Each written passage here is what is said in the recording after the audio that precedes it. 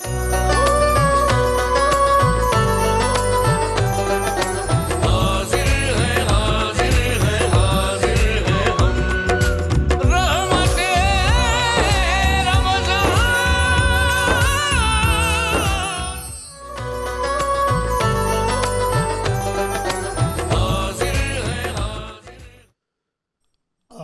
بالله من الشيطان الرجيم.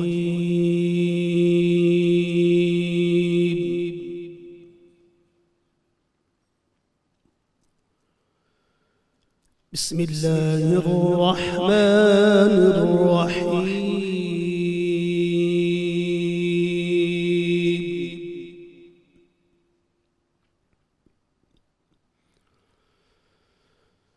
هو الله الذي لا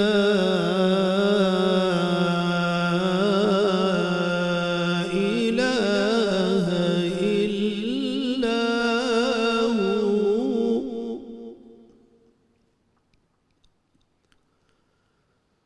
عالم الغيب والشهادة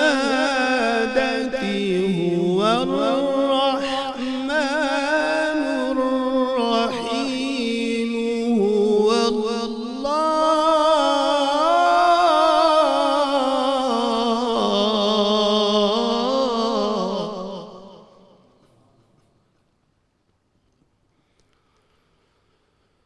هو الله الذي لا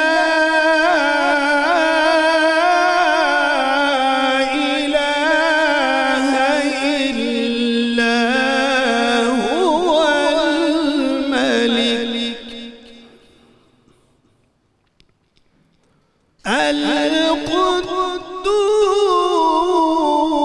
القدوس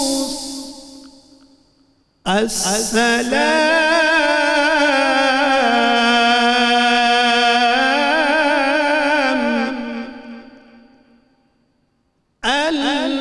المؤمن المهيمن العزيز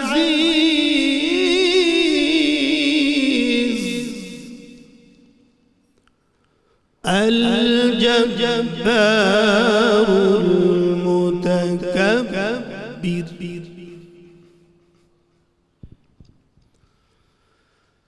هو الله الذي لا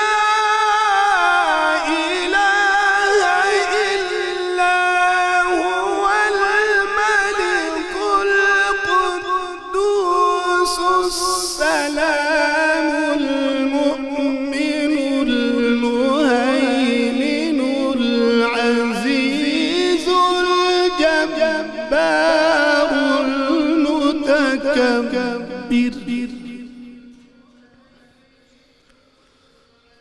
سبحان الله عما يشركون.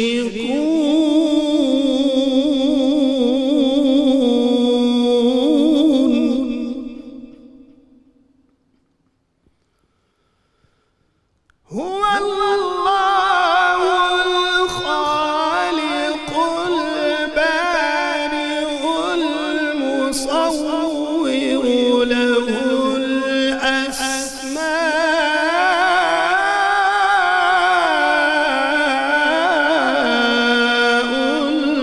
الحسنى.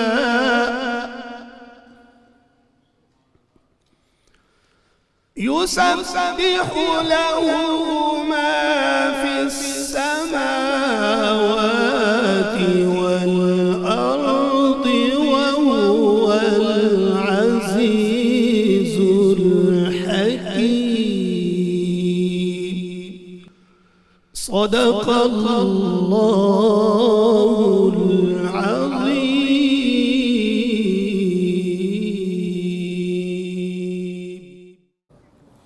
بسم اللہ الرحمن الرحیم. السلام علیکم ناظرین. پروگرام رحمت رمضان کی سحر ٹرانسمیشن سے آپ کا میزبان نذیر احمد غازی حاضر ہے. ناظرین کرام، تلاوت قرآن حکیم قاری محمد علی بخش نقشبندی فرما رہے تھے اور آپ نے سماعت فرمائی. ناظرین کرام، آج ہم ایسی تاریخ ساز شخصیت کا ذکر پاک کرنے کی سعادت حاصل کر رہے ہیں۔ مدینۃ الاولیاء میں ایک ایسا درویش کامل، ایک ایسا ولی کامل جو بیک وقت میدان عرفان میں بھی اللہ نے ان کو بڑا مقام عطا کیا تھا، لیکن جب کبھی غزالی زماں کا لفظ آتا ہے تو اس سے مراد اور ہر بندے کے ذہن میں وہی شخصیت آتی ہے۔ یہ جو میں سمجھتا ہوں کہ منصب یا یہ جو تاج ہے، یہ اسی سر پہ سجتا تھا۔ وہ کیسی شخصیت ہے؟ اس مملکت خداداد پاکستان کی بنیادوں میں جن بزرگوں کی کوششیں، کاوشیں اور جن کی دعاؤں کے صدقے ہمیں یہ ملک ملا تھا، یہ ان میں سے ایک تھے۔ اعلیٰ حضرت فاضل بریلوی رحمۃ اللہ علیہ، محدث کچھوچوی رحمۃ اللہ علیہ کے بعد قرآن حکیم کا جنہوں نے ترجمہ کیا اور اتنا زبردست البیان کے نام سے، وہ ایک منفرد ان کی کنٹریبیوشن ہے۔ ہمارے ہاں تراجم جن لوگوں نے کیے ان میں جسٹس پیر محمد کرم شاہ رحمۃ اللہ علیہ، مفتی غلام سرور قادری، جناب عبدالحکیم شرف قادری، تفسیر حسنات مولانا ابوالحسنات قادری، علامہ غلام رسول سعیدی، یہ ان کے شاگردوں میں سے ہیں غلام رسول سعیدی صاحب تو، اور ان کی تفسیر پہ جو ان کا کام اور جو ان کی کنٹریبیوشن حدیث کے باب میں ہے وہ بھی بہت بڑی آپ کی جو کنٹریبیوشن اس معاملے میں آپ کے شاگرد بہت بڑے لوگ تھے۔ تحریک پاکستان ہو، تحریک کشمیر ہو، تحریک ختم نبوت، بلکہ تحریک ختم نبوت جو تھی، دونوں تحریکیں 53 والی ہو یا 74 والی، دونوں میں فرنٹ لائن پہ جو بزرگ تھے، اور اس کے ساتھ ساتھ تحریک نظام مصطفیٰ، قید و بند کی صعوبتیں بھی برداشت کی، اور پھر بہاولپور یونیورسٹی کے آپ شیخ الحدیث رہے۔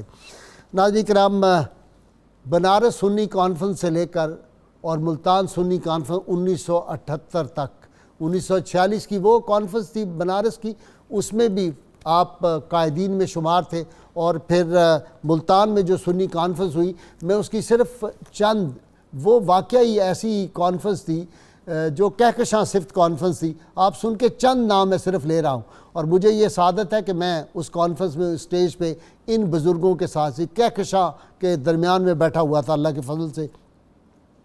اس میں کون کون تھے؟ شیخ الاسلام خواجہ قمر الدین سیالوی، جسٹس پیر محمد کرم شاہ رحمۃ اللہ علیہ، علامہ شاہ محمد نورانی، مجاہد ملت عبدالستار خان نیازی، علامہ عبدالمصطفیٰ اظہری، صاحبزادہ فضل رسول حیدر، یہ صرف زندہ ہیں، باقی تو اب مجھے نہیں یاد کہ کوئی صاحب زندہ ہو، صاحبزادہ فضل کریم، ظہور الحسن بھوپالی، مفتی محمد حسین نعیمی، شیخ القرآن علامہ غلام علی اکاڑی، مولانا شفیع اکاڑوی، شیخ الحدیث مولانا محمد شریف صاحب، حکیم محمد موسیٰ، علامہ احمد علی قصوری، علامہ محمود رضی، مفتی عبدالقیوم ہزاروی، مولانا ابو داؤد صادق، مفتی محمد حسن سکھر والے، مولانا جمیل نعیمی ابھی حیات ہیں، پیر علاؤ الدین صدیقی نیریشی والے، تقریباً باقی جو لوگ ہیں وہ تو وصال پا گئے۔ اسی طرح درجنوں کتابوں کے آپ مصنف، اور جیسے میں نے عرض کیا، تفسیر کا میدان، حدیث کا میدان، فقہ کا میدان، منطق کا، فلسفے کا، اتنی بڑی علم کا ایک کوہ صفا ان کی شخصیت تھی، اور پھر ولایت میں اللہ تعالیٰ کے فضل و کرم کا جو مقام تھا، وہ مفتی احمد یار خان نعیمی رحمۃ اللہ علیہ جو ہیں، انہوں نے جو 2-4 واقعات بیان کیے اپنے، اور رحمت کونین صلی اللہ علیہ وسلم نے ان کی جو علمی مقام تھا اس کے حوالے سے جو بشارات دی، سیدنا عبدالقادر جیلانی رحمہ اللہ نے جو ان کی شخصیت آ کے خوابوں میں مختلف لوگوں کو جو بیان کی، یہ ساری تفصیلات میرے آج جو میرے ساتھ اسکالر حضرات ہیں بیان کریں گے۔ میں صرف ایک واقعہ جو اپنے حوالے سے ہے وہ بیان کر کے اور پھر اپنے مہمانوں کا تعارف کراؤں گا۔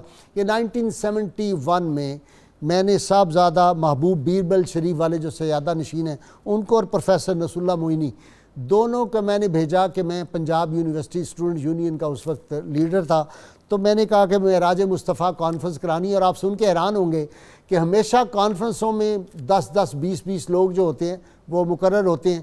یہ معراج مصطفیٰ کانفرنس جو پنجاب یونیورسٹی میں ہوئی سینٹ ہال میں، یہ صرف اس کے ایک ہی مقرر تھے، اور صدارت کے لیے میں نے بلایا تھا جناب علامہ علاؤ الدین صدیقی مرحوم جو اس وقت وائس چانسلر تھے۔ تو علامہ صاحب نے بڑا تاریخی فقرہ کہا، مجھے کہنے لگے، ہمارے استاد تھے، کہنے لگے غازی اگر علامہ احمد سعید کاظمی غزالی زماں جو ہیں وہ کسی محفل کے مقرر ہوں تو میں صدارت کرتے ہوئے اچھا لگتا ہوں، بھائی میں سامنے بیٹھوں گا سامعین میں تو ایک طالب علم کی حیثیت سے ان کے سامنے بیٹھوں۔ علامہ خود بہت بڑی علمی شخصیت ہے، اور وہ سامنے بیٹھے ہوئے تھے، اور ایک کہکشاں صرف محفل تھی، اتنے لوگ بڑے بڑے بیٹھے تھے، وقت نہیں ورنہ میں ان سب حضرات کا ذکر کروں کہ کون کون لوگ اس وقت سامعین میں بیٹھے تھے۔ تو میں اسٹیج سیکٹری بھی تھا، اور صدارت کی نشست جو تھی وہ بھی 2 ہی کرسیاں وہاں پہ رکھی گئی اسٹیج پہ، ایک حضرت علامہ احمد سعید کاظمی رحمۃ اللہ علیہ، پونے 2 گھنٹے کے قریب انہوں نے معراج مصطفیٰ صلی اللہ علیہ وسلم پہ خطاب کیا۔ خطاب کے بعد جب ہم کھانا کھانے لگے ساتھ ہی سنڈیکیٹ روم میں، تو ڈاکٹر برہان احمد فاروقی، اتنا بڑا عالم عہد ساز، وہ بھی شخصیت تھی، کہنے لگے حضرت آج تو آپ نے ہمیں سدرۃ المنتہا کی سیر کرا دی ہے، یوں لگ رہا ہے ہمیں۔ اور اس کے بعد علامہ علاؤ الدین صدیقی رحمۃ اللہ علیہ نے کہا، علامہ صاحب نے فرمایا حضرت میں نے زندگی میں سینکڑوں تقاریر کی ہیں، اور ختم اس پہ معراج مصطفیٰ سے معراج النبی پہ بھی بڑی تقریر کی۔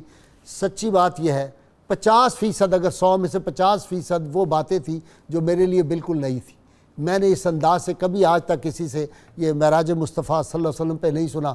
تو اللہ تعالیٰ کا فضل و کرم ہے، تحدیث نعمت کے طور پہ یہ کہہ رہا ہوں، کسی غرور اور تکبر سے نہیں۔ ان کی صدارت میں کئی ایک مواقع پر مجھے اپنی نوجوانی میں خطابات کا موقع ملا، اور جب ان کا پھر 100 سالہ جشن ان کا ولادت ہوا تھا ملتان میں 3-4 برس پہلے، تو اس میں بھی اللہ کے فضل و کرم سے ایک نشست میں یہ عاجز جو تھا اس کو بلایا گیا تھا۔ آج میرے ساتھ ناظرین کرام حضرت کی یادیں تازہ کرنے کے لیے، اولیاء کرام کا جب ذکر کرتے ہیں نا تو حدیث پاک کے مطابق آدمی کے گناہ جھڑتے ہیں۔ آج علامہ احمد سعید صاحب کی جو خدمات ہیں دین اسلام کے لیے، تفسیر کے میدان میں، حدیث کے میدان میں، اس ملک کی مختلف تحریکوں کے درمیان، اس پہ گفتگو کرنے کے لیے میرے ساتھ پروفیسر محمد سعید احمد خان صاحب ہیں۔ خان صاحب کو ایک اعزاز یہ حاصل ہے کہ یہ ان کے شاگرد نے، 6 برس زانوِ تلمذ انہوں نے ان کے سامنے طے کیا ہے۔ اور دوسرے میرے مہمان کون نہیں جانتا، درویش دانشور ہے ڈاکٹر سعید احمد سعیدی، یہ ان کے مریدوں میں شامل ہیں اور ان کی زیارت کی، اور کئی مواقع پہ ان کے خطابات بھی انہوں نے سنے۔ تیسرے ڈاکٹر شبیر احمد جامی ہیں، تصوف میں ایک اتھارٹی سمجھے جاتے ہیں، ان کو بھی یہ سعادت حاصل ہوئی کہ ان کی محافل میں ان کو بیٹھنے کا موقع ملا۔ اور ناظرین کرام ملتان سے مجھے جوائن کریں گے صاحبزادہ حامد سعید کاظمی، ہمارے سابق وفاقی وزیر بھی آپ رہے ہیں، اور حامد سعید کاظمی کے بارے میرے چھوٹے بھائیوں کی طرح ہے۔ میں کہا کرتا ہوں کہ میاں یہ وزارت یہ ہے، اس کی کوئی حیثیت نہیں ہوتی۔ اعزاز سب سے بڑا یہ ہے کہ غزالی زماں کا صاحبزادہ ہونا، یہ بہت بڑی بات ہے، اور بڑی خوبصورت گفتگو، اور اس دور میں بہت کم لوگ ہیں جو اس درجے کی زبان بیان پہ جن کو قدرت ہے، صاحبزادہ احمد سعید ان میں سے ہیں، اور ان سے بھی آج باتیں کریں گے۔ اور ہماری محفل کا آپ کو پتہ ہے روز ایک خاص محفل میں کیف پیدا کرنے والا شخص جو ہے وہ میرے دائیں پہلو میں بیٹھا ہے، جی السلام علیکم، شیر میاں داد، اور ہم نوا سامعین اور ناظرین کو سلام کریں جی۔ جی السلام علیکم جی سب کو۔ ماشاءاللہ جی، شروع کرتے ہیں ہم شیر میاں داد سے، اور پھر انشاءاللہ یہ گفتگو جاری رہے گی۔ آج ہم نے آپ کو بہت ایمان افروز باتیں، ان کی یادیں جو ہیں وہ ہم تازہ کریں گے۔ یہ مرد مومن کی جب باتیں ہوتی ہیں نا تو نوجوان نسل جو ہے ان میں ایک خاص جذبہ پیدا ہوتا ہے۔ حضرت کی باتیں آپ کو بہت پیاری پیاری ہم سنائیں گے، ہمارے ساتھ رہیں جی۔ شیر میاں داد حمد باری تعالیٰ۔ جی ارشاد۔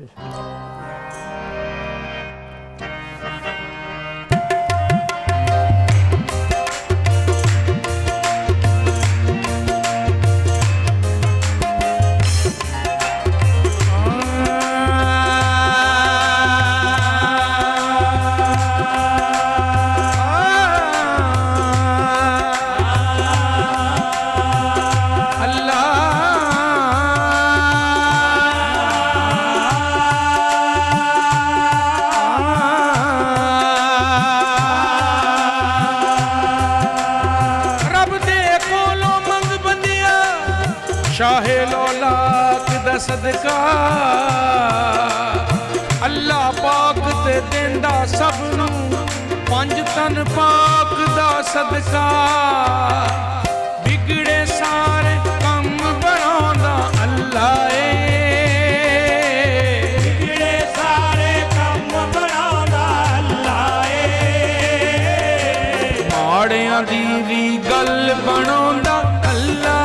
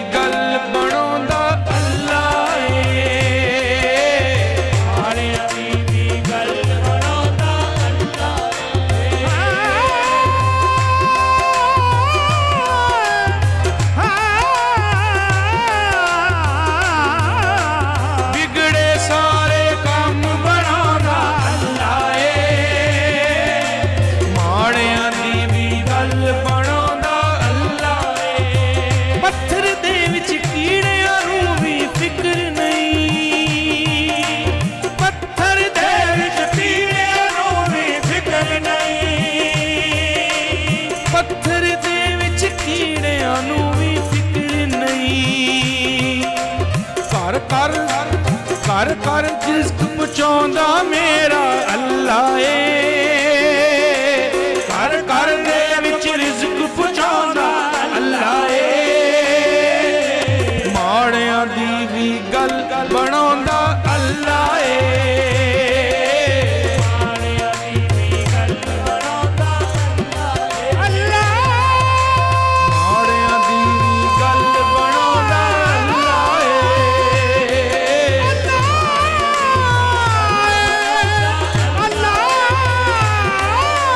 ਮਾੜਿਆਂ ਦੀ ਵੀ ਗੱਲ ਬਣਾਉਂਦਾ ਅੱਲਾ ਏ ਐ ਬਖਤਾਂ ਦੇ ਮਾਰਿਓ ਰੱਬ ਨੂੰ ਯਾਦ ਕਰੋ ਐ ਬਖਤਾਂ ਦੇ ਮਾਰਿਓ ਰੱਬ ਨੂੰ ਯਾਦ ਕਰੋ ਐ ਬਖਤਾਂ ਦੇ ਮਾਰਿਓ ਰੱਬ ਨੂੰ ਯਾਦ ਕਰੋ ਸੁੱਤੇ ਹੋਏ ਲੇਖ ਜਗਾਉਂਦਾ ਅੱਲਾ ਏ ਸੁੱਤੇ ਹੋਏ ਲੇਖ ਜਗਾਉਂਦਾ ਅੱਲਾ ਏ ਮਾੜਿਆਂ ਦੀ ਵੀ ਗੱਲ ਬਣਾਉਂਦਾ ਅੱਲਾ ਏ ਮਾੜਿਆਂ ਦੀ ਵੀ ਗੱਲ ਬਣਾਉਂਦਾ ਅੱਲਾ ਏ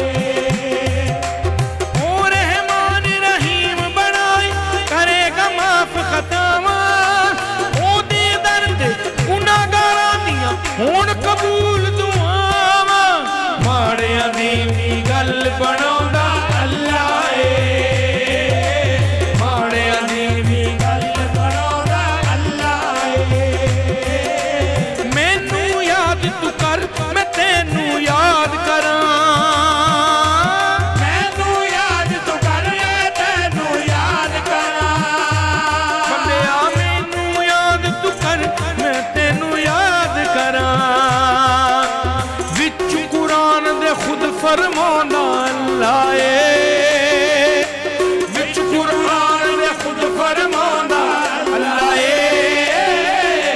ਮਾੜਿਆਂ ਦੀ ਵੀ ਗੱਲ ਬਣਾਉਂਦਾ ਅੱਲਾ ਏ ਮਾੜਿਆਂ ਦੀ ਵੀ ਗੱਲ ਬਣਾਉਂਦਾ ਅੱਲਾ ਏ ਇੱਕ ਵਾਰੀ ਤੂੰ ਮਾਫੀ ਮੰਗਣ ਲਈ ਤੇ ਆ ਤਿਆਰ ਏ ਦੇਗਾ ਮਾਫੀ ਤੈਨੂੰ ਰੱਬ ਤੇ ਸਭ ਦਾ ਬਖਸ਼ਣਹਾਰ ਏ ਮਾੜਿਆਂ ਦੀ ਵੀ ਗੱਲ ਬਣਾਉਂਦਾ ਅੱਲਾ ਏ ਮਾੜਿਆਂ ਦੀ ਵੀ ਗੱਲ ਬਣਾਉਂਦਾ ਅੱਲਾ ਏ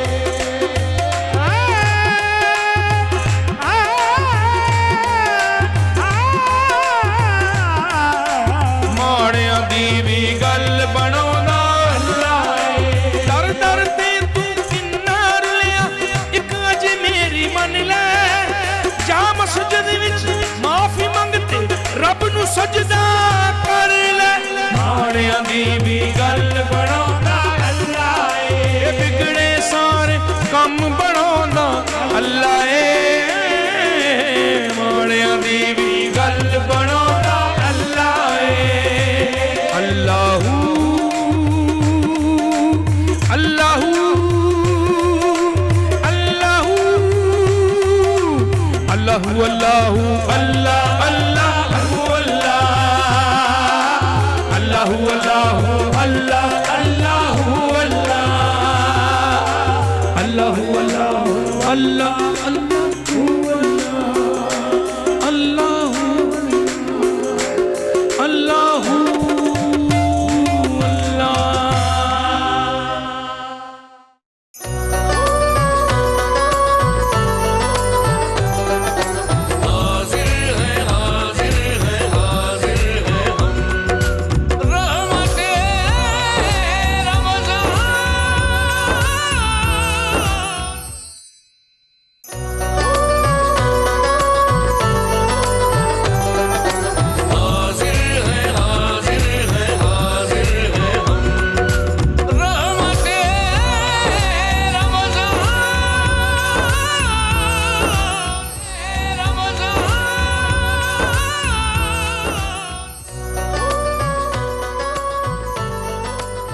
वेलकम बैक नाज़रीन किराम। मुल्तान से स्टूडियो से मुझे ज्वाइन किया हुआ है साहबजादा हामिद सईद काज़मी साहब ने। मैं पहले उन्हीं की तरफ चलता हूँ। साहबजादा साहब अस्सलाम वालेकुम। وعلیکم السلام ورحمۃ اللہ۔ امروہہ سے ملتان تک کا سفر، حضرت غزالی زمان راضی دوراں جی علامہ احمد سعید کاظمی رحمۃ اللہ علیہ۔ جی میں عرض کروں گا کہ یہ بالکل قصوں کہانیوں کی سی بات محسوس ہوتی ہے۔ امروہہ دلی سے 80 میل آگے، آج کل تو خیر وہ پورا ضلع ہے، لیکن اس وقت ضلع رامپور کی ایک تحصیل ہوتی تھی۔ ٹھیک۔ اور ملتان جو ہے آج کل تو چلیے یوں کہیے کہ قومی زبان ہماری اردو ہے، اس وجہ سے اردو ہر جگہ سمجھی جاتی ہے، لیکن اس زمانے میں 1935 کی بات کر رہا ہوں میں، تو اس وقت یہاں پر اردو بولنے والے کتنے ہوں گے، اور یہاں پر کوئی دوست نہیں، کوئی عزیز نہیں، کوئی رشتہ دار نہیں، کوئی زمین نہیں، کوئی جائیداد نہیں۔ امروہہ سے ملتان چلے آنے کا ظاہری کوئی سبب نہیں۔ اچھا، ایسا لگتا ہے جیسے ہم قصوں کہانیوں میں سنتے ہیں کہ وہ جیسے حکم ہوا ہو کہ جی وہاں چلے جاؤ، تو کچھ ایسی صورت دکھائی دیتی ہے کہ آپ یہاں تشریف لائے، اور پھر اس وقت جو اردو بولی جاتی تھی اور خاص طور پر علماء میں، تو وہ بہت زیادہ ادق، بہت زیادہ مشکل ہوتی تھی، اور عوام کے لیے سمجھنا ویسے ہی اردو مشکل ہوتا تھا، اردو بولنے والے یہاں کم پائے جاتے تھے، اور پھر وہ علمی زبان وہ تو لوگوں کے گویا یوں کہیے اوپر سے گزر جاتی ہوگی، لیکن اس کے باوجود جس طرح انہوں نے دیکھتے دیکھتے یہاں مقام بنایا پاکستان بننے سے پہلے ہی، اس حد تک کہ ان کے علمی مقام اور ان کے علمی وقار کے سامنے جب کچھ چراغ بجھتے ہوئے دکھائی دیے تو ان کو راستے سے ہٹانے کے لیے لوگوں نے قاتلانہ حملہ کرایا ان پر، اور ابا جی قبلہ رحمۃ اللہ علیہ پر یہ اس شریف کے علاقے میں بلہ جھلن ایک قصبہ ہے، تو وہاں پر ان کو بلایا گیا، اور امکان کذب باری تعالی یہ موضوع تھا۔ تو ابا جی قبلہ نے جب فرمایا کہ نہیں، سچ اور جھوٹ کی حقیقت ہمارے لیے کچھ اور ہے اور اللہ کے لیے کچھ اور ہے، ہم کہیں کہ اس وقت دن ہے تو یہ جھوٹ ہوگا کیونکہ یہ واقعے کے خلاف ہے، لیکن واقعہ تو اللہ کے حکم کے تابع ہوتا ہے، اگر اللہ فرمائے کہ یہ دن ہے تو دن ہو جائے گا، تو اللہ تبارک و تعالیٰ کی طرف تو جھوٹ کو منسوب کرنا یہ سرے سے اس کی کوئی تک ہی نہیں ہے۔ اگر ہم کہیں کہ آگ ٹھنڈی ہے تو ظاہر ہے یہ جھوٹ ہے، لیکن اگر اللہ فرمائے تو آگ ٹھنڈی ہو جائے گی، واقعہ اللہ کے حکم کے تابع ہے۔ تو ابا جی قبلہ سے جب علمی حوالے سے مقابلہ نہیں ہو سکا تو پھر ان پر قاتلانہ حملہ کیا گیا۔ کہنے کا مطلب یہ تھا کہ ایسے ماحول میں ملتان تشریف لائے، اور دیکھتے دیکھتے یہاں پر الحمدللہ اس وقت جو مشائخ کرام تھے انہوں نے ان کی پذیرائی کی، حالانکہ نوجوان تھے، بالکل نوجوان تھے، اور میرے جو سب سے بڑے بھائی ہیں صاحبزادہ مظہر سعید کاظمی جو امیر ہیں جماعت اہل سنت پاکستان کے، ان کی ابھی ولادت بھی نہیں ہوئی تھی، اس وقت کے زمانے کی بات ہے۔ تو اس وقت آ کر علماء سے اپنے آپ کو منوانا اور مشائخ کے حلقے میں جگہ بنانا یہ کوئی معمولی بات نہیں تھی۔ تو آپ یہاں تشریف فرما ہوئے، اور پھر جہاں تک علم کا تعلق ہے تو میرا خیال ہے کہ درخت جو ہے وہ اپنے پھل سے پہچانا جاتا ہے۔ اگر میں ذکر کرنا شروع کروں ان کے شاگردوں کا، تو جسٹس شجاعت علی قادری سے اگر ہم سفر شروع کریں، اور مولانا شفیع اکاڑوی و ابا جی قبلہ کے شاگردوں میں مولانا منظور احمد صاحب فیضی، مولانا خورشید احمد صاحب فیضی، مفتی غلام سرور قادری، جبھی ابھی آپ ذکر کر رہے تھے ان کے ترجمۃ القرآن کا، وہ بھی ابا جی قبلہ کے شاگردوں میں، اور جامعہ انوار علوم میں انہوں نے کچھ عرصہ تدریس بھی کی۔ اسی طرح مولانا غلام رسول سعیدی، جن کا آج کل آپ جانتے ہیں کہ کتنا نام ہے، اور تفسیر کے حوالے سے اور حدیث کے حوالے سے، شرح بخاری شرح مسلم کے حوالے سے، تو یہ اچھا تحریکات جو ملک میں رہی، تحریکوں میں بھی حصہ لیا انہوں نے۔ کمال ہے کہ ایک طرف علمی طور پہ اتنا آپ کا بلند مقام، تفسیر میں، حدیث میں، فقہ میں، سارے میدان جتنے ہمارے ہو سکتے ہیں علوم شرقیہ کے، دوسری طرف یہ تحریکوں میں بھی حصہ لیتے رہے، وہ ذرا بتا دیں۔ بات یہ ہے کہ جہاں تک ہماری معلومات ہیں تو تحریک پاکستان جو ہے وہ میری معلومات کے مطابق وہ پہلی تحریک ہے جس میں وہ سرگرم دکھائی دیتے ہیں، اور ہر سطح پر، یعنی جہاں اگر علماء کا سٹیج ہو بنارس سنی کانفرنس کا، تو وہ وہاں پر بھی قراردادیں پیش کرتے ہوئے اور لوگوں کو خون گرماتے ہوئے اور پاکستان کے حق میں رائے ہموار کرتے ہوئے دکھائی دیتے ہیں، اور عوامی جلسوں میں بھی، کیونکہ اس وقت آپ جانتے ہیں کہ اس وقت کتنے بڑے حلقے ہوتے تھے انتخابی، اور ان حلقوں کے اندر لوگوں کو قائل کرنا وہ کتنا بڑا کام ہوتا ہوگا. لیکن ابا جی قبلہ رحمۃ اللہ علیہ وہاں پر گلی کوچوں میں خطابات کرتے ہوئے پاکستان کے حق میں دکھائی دیتے ہیں اور رائے عامہ ہموار کرتے ہوئے نظر آتے ہیں. اور پھر اس کے بعد پاکستان بننے کے بعد جو تحریک ختم نبوت ہے اس میں آپ کی سرگرمی، اس میں قید و بند کی صعوبتوں سے گزرنا، وہ بھی ایک تاریخ ہے. پھر تحریک نظام مصطفیٰ، اس میں ابا جی قبلہ رحمۃ اللہ علیہ کا جو کردار ہے وہ مجھے یاد ہے کہ اخبارات نے اس پر یہاں لکھا تھا کہ میں غالباً پاکستان ٹائمز نے اپنے ایڈیٹوریل میں لکھا تھا کہ after the support of Allama Ahmad Saeed Kazmi there is no doubt in the authenticity of Tehreek Nizam مصطفیٰ. تو یعنی اس کی حقانیت جو ہے اس کے بارے میں اب کوئی شبہ باقی نہیں رہا ان کی سپورٹ کے بعد. تو وہ ان کی ایک خصوصیت تھی. جہاں تک تنظیمات کا تعلق ہے، جو تنظیمی سرگرمیاں ہیں، جے یو پی کی بنیاد انہوں نے رکھی. 1948 کی بات ہے، انہوں نے خط لکھا اور جامعہ انوار العلوم ملتان میں علماء و مشائخ کا ایک کثیر اجتماع ہوا اور اس میں یہ ضرورت محسوس کی گئی کہ ہمارے جو علماء ہیں ان کو ایک پلیٹ فارم دیا جائے. مولانا ابو الاسلام قادری صدر بنے اور یہ سیکرٹری جنرل تھے، ایسا ہی تھا؟ جی جی بالکل وہی. اور پھر وہ جہاد کشمیر میں بھی انہوں نے حصہ لیا اور اس میں فنڈز بھی اکٹھے کیے اور وہ جمع کرائے.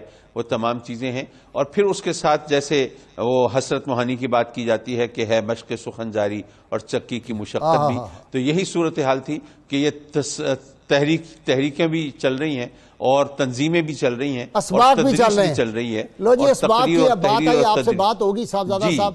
میں ذرا ان کے تلامذہ میں سے ایک شخصیت جن کو وہ اعزاز حاصل ہے شرف تلمذ کا، وہ میرے پاس بیٹھے ہیں، جناب پروفیسر محمد سعید احمد خان.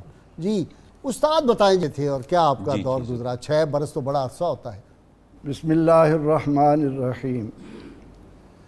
ایک شاگرد کے لیے اس سے بڑا کوئی اعزاز ہو ہی نہیں سکتا کہ اس کی زبان پر اس کے ایک ایسے استاذ کا نام آئے جس نے زندگی بدل کر رکھ دی ہو. واہ. علمی طور پر ان کے مرتبہ و مقام کو اہل علم نہ اس وقت پہچان سکے تھے.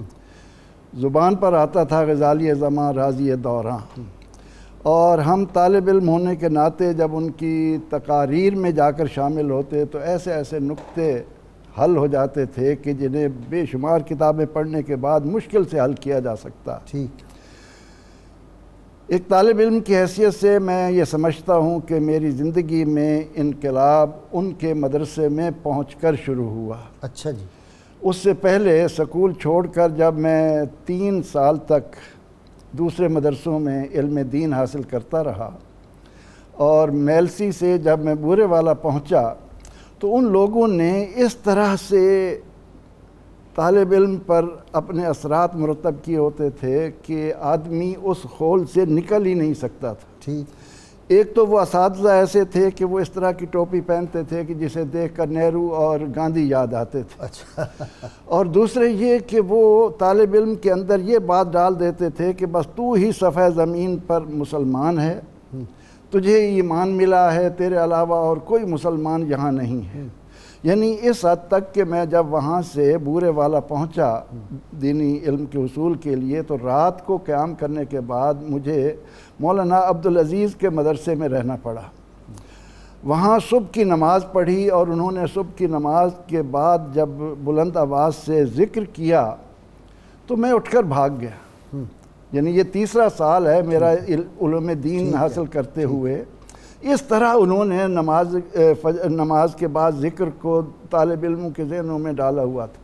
اور اس کے بعد میں عبدالرحیم نعمانی صاحب تھے بورے والا، ان کے پاس. اب چھوڑے ملتان چلتے ہیں. جی بس. تو اس کے بعد جب میں ملتان آیا ہوں تو یہ تمہید میں اس لیے عرض کر رہا تھا کہ 3 سال میں ان لوگوں نے مجھے جس طرح سے ایک بند گلی میں ڈالا تھا. اعظمی صاحب رحمۃ اللہ علیہ کے مدرسے میں پہنچ کر وہاں اساتذہ کا اتنا علمی مقام تھا کہ صرف 3 مہینے میں ساری ملمہ سازی مجھ سے دور ہو گئی. اچھا.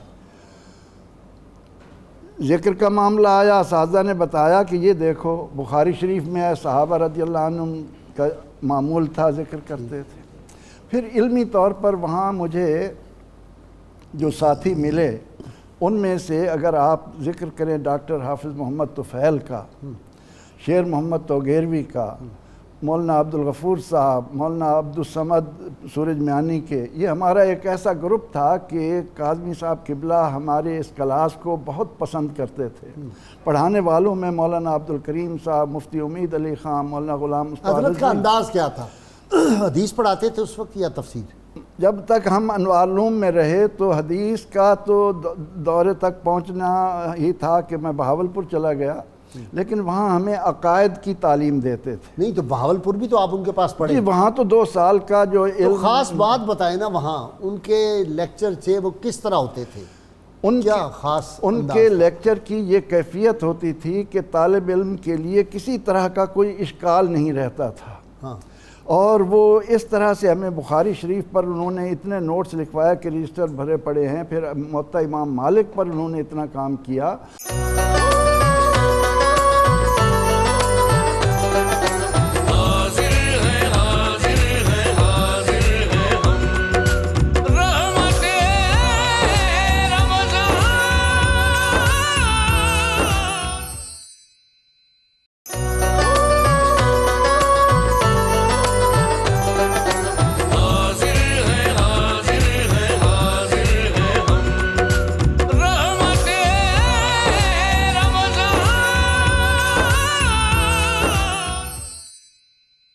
ڈاکٹر سعیدی آپ کی طرف آ جاتے ہیں، آپ نے ان کی محافل تو بہت دیکھی اور آپ بھی ظاہرہ بچے ہوں گے اس وقت، کئی جہتیں ہیں اس شخصیت کی، کئی پہلو ہیں ان کے، بلا شبہ۔ جی میں عرض کرتا ہوں، ایک تو آپ کے اندر جو فراست مومنانہ اللہ نے ان کو عطا فرمائی تھی نا، آپ دیکھیں اس وقت جمعیت علماء پاکستان کی ضرورت پڑی، تنظیم المدارس جو آج چل رہی ہے وہ بھی انہوں نے قائم کی، ادارے کی ضرورت پڑی، جماعت اہل سنت، اچھا پھر تحریکوں میں شرکت کرنا، پھر رجال کار تیار کرنا، یہ سب سے بڑا کام ہوتا ہے۔ عام طور پر ہمارے ہاں یہ ہوتا ہے کہ برگد کا درخت بنتا ہے آدمی، نیچے سارے دب جاتے ہیں۔ آپ غزالی زمان رحمۃ اللہ علیہ ٹیم ورک کے قائل تھے، اور ٹیم ورک سے ہی ادارے بھی بچتے ہیں اور نسلیں بھی بچتی ہیں۔ مولانا عبدالغفور صاحب کا انہوں نے ذکر کیا، میں ان کی صحبت میں رہا ہوں کم و بیش 2-3 ماہ ہارون آباد میں۔ اچھا، وہ بزرگ تھے تو وہ کچھ چیزیں واقعات سناتے تھے غزالی زمان رحمۃ اللہ علیہ کے، تو میں کچھ وہ باتیں جو آپ کے دور کے لوگوں نے جس طرح اعتراف کیا، عام طور پر ہوتا یہ ہے کہ ایک لیول کے آدمی کو برداشت کرنا، ایک جیسی شہرت ہو، بہت مشکل ہوتا ہے۔ نہیں لیکن ایک بات ان کی بڑی خوبی تھی، میں نے حضرت کا انکساری اور عز دیکھا ہے، اتنے بڑے پہاڑ تھے علم کے، لیکن شیخ القرآن علامہ عبدالہزاروی رحمۃ اللہ علیہ اور ان دونوں کو میں نے ایک ہی نشست میں سنا، بیٹھے ہوئے دیکھا، مفتی محمد صاحب نعیمی صاحب کو، سید ابو البرکات رحمۃ اللہ علیہ کو دیکھا اسی نشست میں، تو بڑے بڑے لوگ جو تھے، اس طرح مفتی احمد یار خان صاحب نعیمی رحمۃ اللہ علیہ، تو حضرت صاحب کا ایک انکساری اور ان سے محبت کا، محدث اعظم سے ان کی جو ملاقاتیں اور جس طرح محبت سے ملتے تھے اور یہ ظاہر کرتے تھے کہ نہیں آپ ہی ہیں بڑے، ایسے ہی ہے۔ میں تو ایک طالب علم، انکسار تو بہت زیادہ تھا نا، اپنے آپ کو چاہے وہ روحانی پہلو ہو یا علمی پہلو ہو، کبھی بھی وہ طاری نہیں ہونے دیتے تھے کسی کے اوپر، بالکل انکسار کے لیول پر رہتے تھے۔ میں عرض کرتا ہوں، ایک دفعہ حضرت مفتی احمد یار خان صاحب نعیمی موچی گیٹ میں دروازہ تھا تو بھاٹی کے پاس ہوٹل میں ٹھہرے ہوئے تھے، تو آئے آپ کے پاس بیٹھے اور کافی ساری دیر ڈسکشن ہوتی رہی، کوئی علمی ان کے نکات تھے، اشکالات تھے، تو آپ نے جوابات دیے، تو جب فارغ ہوئے تو ان کی آنکھوں میں آنسو آ گئے، ہاتھوں کو بوسہ لیا اور کہا اب ہمارے استاد تو رہے نہیں، اب ہم کس کے پاس جائیں، آپ ہی ہمارے لیے ایک سہارا ہیں جس کے پاس ہم آتے ہیں۔ اور مفتی احمد یار خان نعیمی صاحب کی بہت عقیدت تھی غزالی زمان سے، 2 وجہ سے، ایک بارگاہ غوثیت سے اور ایک بارگاہ رسالت مآب صلی اللہ علیہ وسلم میں محبوبیت کی وجہ سے۔ بارگاہ غوثیت سے تو انہوں نے خط لکھا باقاعدہ کہ میں ایک علمی مسئلے میں پھنسا ہوا تھا، پریشان تھا، تو مجھے حضرت شیخ عبدالقادر جیلانی خواب میں آئے اور ارشاد فرمایا ملتان میں میرا بیٹا ہے کاظمی، سید احمد سعید کاظمی، وہ زیغم اسلام ہے، اسلام کا شیر ہے۔ یہ خطاب حضرت غوث پاک کا دیا ہوا ہے، تو جب کبھی کوئی مسئلہ آپ کو درپیش ہو تو آپ نے ادھر رجوع کرنا ہے۔ اور دوسرا یہ کہ وہ آج کل ایک کتاب لکھ رہے ہیں، میں اس کتاب سے بہت خوش ہوں جو وہ لکھ رہے ہیں۔ وہ کتاب تھی تسکین الخاطر، خواطر فی مسئلۃ الحاضر والناظر، یہ کتاب تھی۔ لوگوں میں اشکالات تھے. آپ نے نبی رحمت صلی اللہ علیہ وسلم کی جو نورانیت ہے اور جو رحمت للعالمین کا فیضان ہے اس کے اندر اس کو اجاگر کیا ہے. صحیح. تو ظاہر ہے یہ معاملہ جو ہے یہ بڑا معاملہ ہے حضرت. پھر اس کتاب کا انتصاب جو ہے وہ بھی غوث پاک کے نام تھا.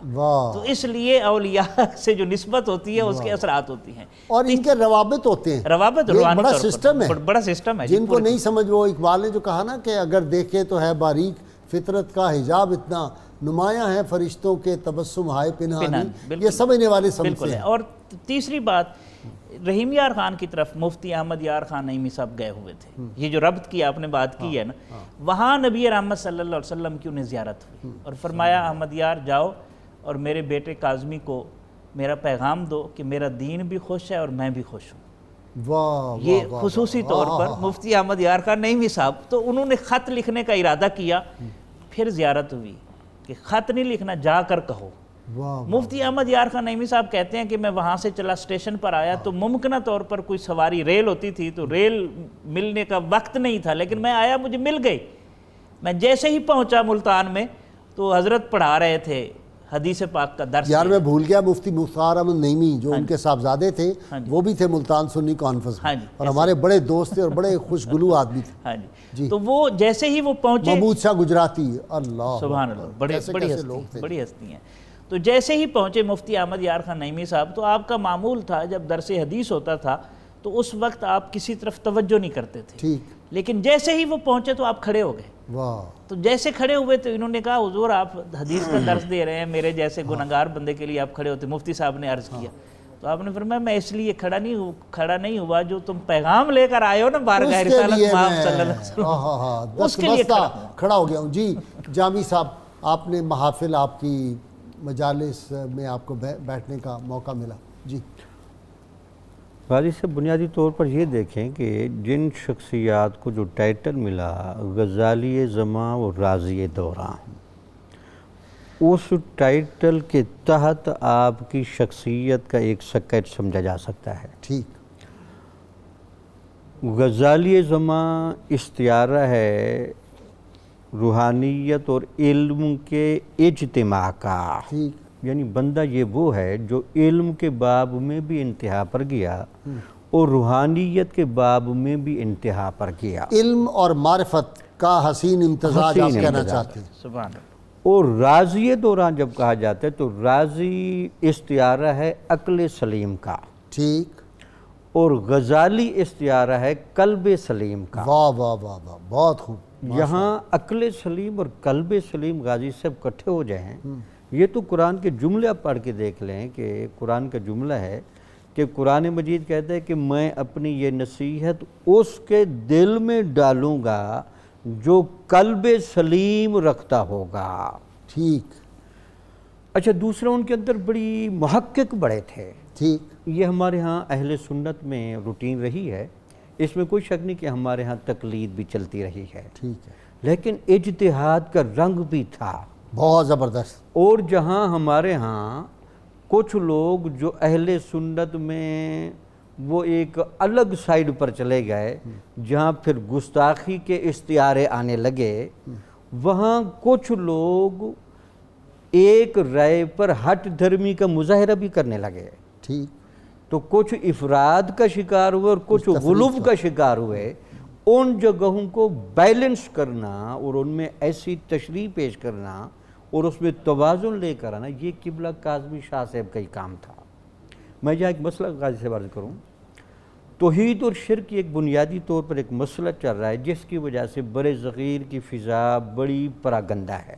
ٹھیک. تو ایک سائیڈ والے لوگ ہر وہ فعل جو ان کے فہم میں نہیں آتا وہ اس کو شرک اور بدعت کا ٹائٹل دے دیتے ہیں. ٹھیک. دوسرے وہ لوگ جو دوسروں کی رائے ہوتی ہے اس میں ذرا تیزی اور عجلت کے ساتھ فتوے کی طرف چل پڑتے ہیں. تو آپ کے پاس جب توحید اور شرک پر آپ نے سب سے پہلے کتاب لکھ کر, آپ حیران کے غازی صاحب یہ وہ قواعد ہیں جو کاظمی شاہ صاحب سے پہلے ہمارے علماء نے کتابوں میں تو لکھے تھے لیکن اس بریک بینی سے کسی نے حل نہیں کیا تھا. ٹھیک. اصل بات یہ تھی کہ صفات الہیہ کا مخلوق کے ساتھ تعلق کس طرح کا ہے. ٹھیک ہے. اب کچھ نے کہا جی صفات الہیہ کا مخلوق کے ساتھ تعلق سرے سے ہو ہی نہیں سکتا. اچھا. وہ تعطیل کی طرف چلے گئے. اچھا. اب وجہ یہ ہے کہ جب اللہ تعالیٰ کی ذات لامالا وراء الورا ہی ہے. ٹھیک. اب صفات الہیہ بھی اگر مخلوقات سے غیر متعلق ہو جائیں تو اللہ تعالیٰ کے ساتھ ربط و تعلق کی ساری صوفیانہ روایت وہ فارغ ہوتی ہے. ٹھیک. تو کاظمی شاہ صاحب رحمۃ اللہ علیہ نے اس میں کچھ قاعدے بتائے. ٹھیک. آپ نے فرمایا کہ توحید اور شرک میں حلول جائز نہیں. ٹھیک ہے. اتحاد جائز نہیں. ٹھیک. تجزی جائز نہیں. ٹھیک. تقسیم جائز نہیں. ٹھیک. یہ 4 چیزیں جائز نہیں. فیض جائز ہے. واہ. تجلی جائز ہے. واہ. انعکاس جائز ہے. ظہور جائز ہے.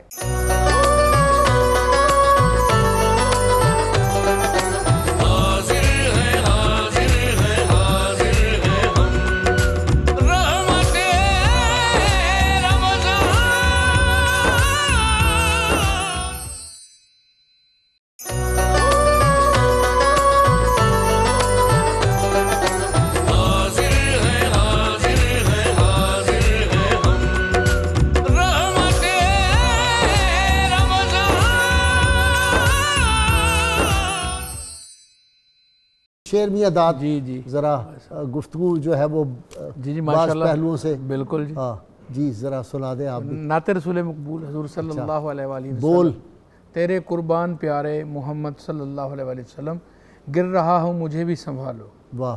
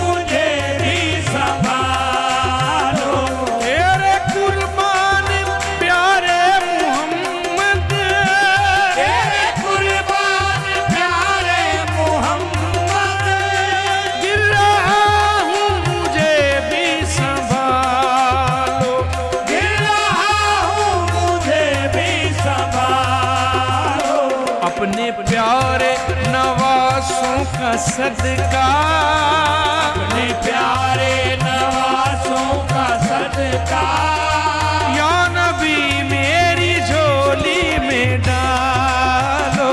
اپنے پیارے نوازوں کا صدقہ یا نبی میری جھولی میں ڈالو.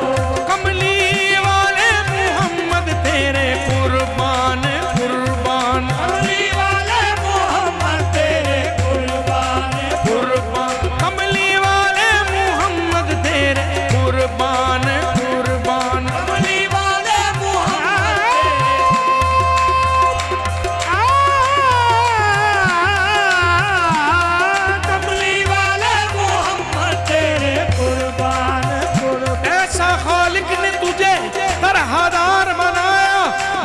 کو تیرا طالب دیدار بنایا.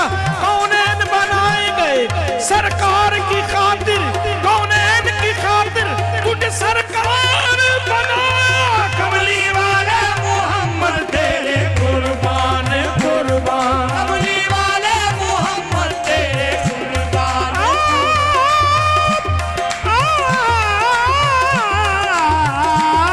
کملی والے محمد تیرے اپنے خزانوں کی خدا نے محبوب کیا مالک و مختار بنایا. بے मददगार जिन्हें कोई न पूछे, ऐसा उम्मत का तुझे मददगार बनाया। कमली वाले मोहम्मद तेरे कुर्बान कुर्बान, कमली वाले मोहम्मद तेरे कुर्बान।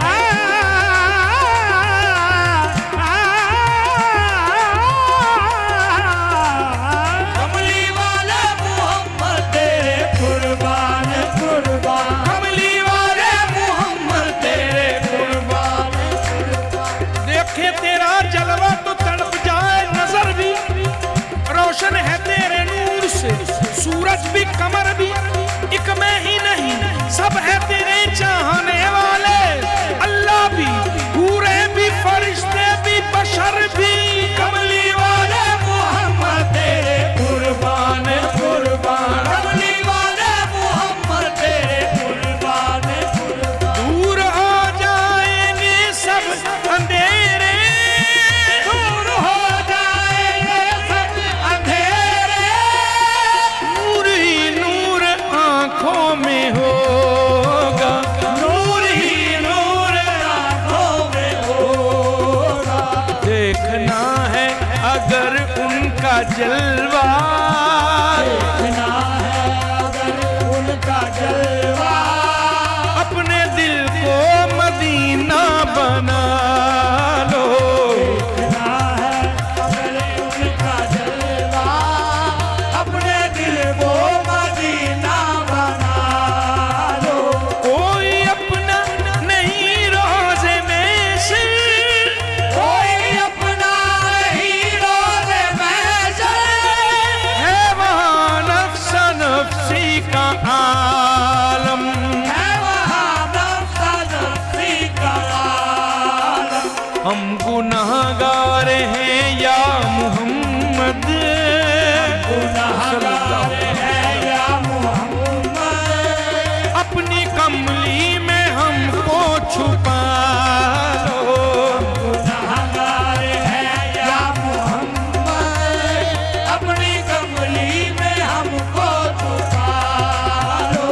नूर से नूर मिलने चला है, नूर से नूर मिलने चला है, मुस्तफा से खुदा कह रहा है, मुस्तफा से खुदा कह रहा है। ये है मेराज की रात प्यारे, ये है मेराज की रात प्यारे, अपने चेहरे से पर्दा हटा लो। ये है मेराज की रात प्यारे, अपने चेहरे से पर्दा हटा लो। याद आने लगा सब्ज गुंबद, सुन लो फरियाद अपने फना की।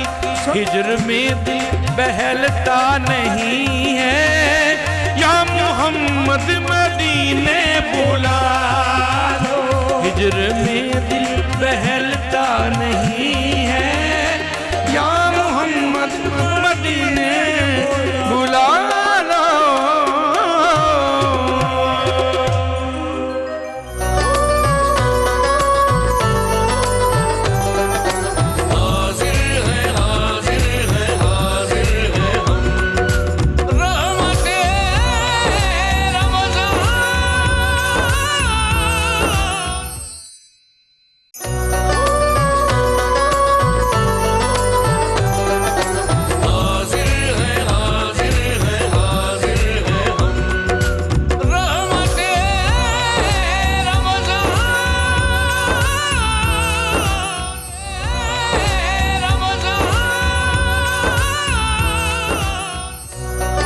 वेलकम बैक नाज़रीन किराम। जी खान साहब, वाक़या कोई सुनाएं जी, बड़ा दिलचस्प उनका। ये उनकी खिदमत में रहते हुए हमने अक्सर देखा कि पूरे शहर के जो उलमा हैं, रुअसा हैं, इतना एहतराम करते थे, उनकी बातों को बड़ी अहमियत देते थे।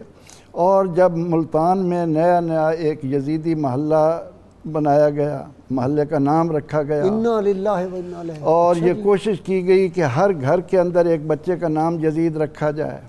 ان دنوں یہ کوشش کی گئی کہ یزید کے بارے میں قسطنطنیہ والی حدیث کو اتنا زیادہ بچے کو یاد کرایا گیا کہ دیکھو جی حضور صلی اللہ علیہ وسلم کا یہ بشارت دی تھی.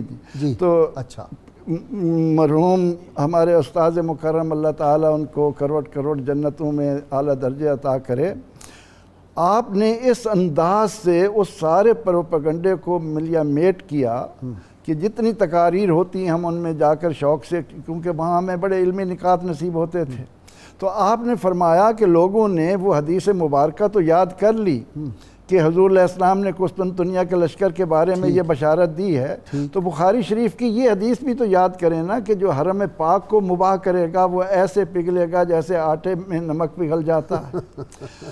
تو آپ نے اس انداز سے اس تاثر کو ظاہر کیا کہ اس کے بعد پھر لوگوں کو پتہ چلا کہ یزید کے بارے میں یہ لوگ کہہ رہے تھے اور حقائق کیا. جی حامد سعید صاحب آپ کی طرف آ رہا ہوں. محدث کچھوچی رحمۃ اللہ علیہ کا بڑا لاجواب ترجمہ ہے، تفسیر اسناد جو ہے وہ بڑا زبردست ترجمہ، غلام سعود سعیدی، عبدالحکیم شرف، پیر محمد کرم شاہ رحمۃ اللہ علیہ اور دیگر تراجم. تو یہ خاص البیان میں کیا خاص بات ہے، اور وہ جو پہلے پارے کی تفسیر، اس کی کوئی بات سنائیں.